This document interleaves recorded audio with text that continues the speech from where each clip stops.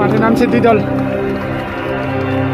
কমলা জার্সিতে উমেশ এন্টারপ্রাইজ এবং সবুজ জার্সিতে রয়েছে ডিগল সিং।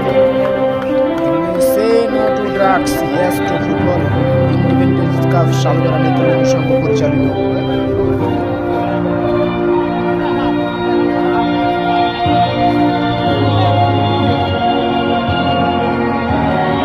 मार्बल के रमेश नरोला जी, हमारे यहाँ के वरिष्ठ नागरिक सोनम लेंडुप्लामा जी, साथ में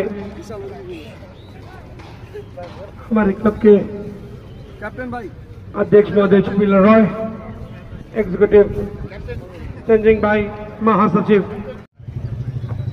ইতিমধ্যে দুই দলের প্লেয়ারদের সাথে পরিচয় পর্ব সেরে নিচ্ছে সালুগারার কমিটি এবং গেস্ট।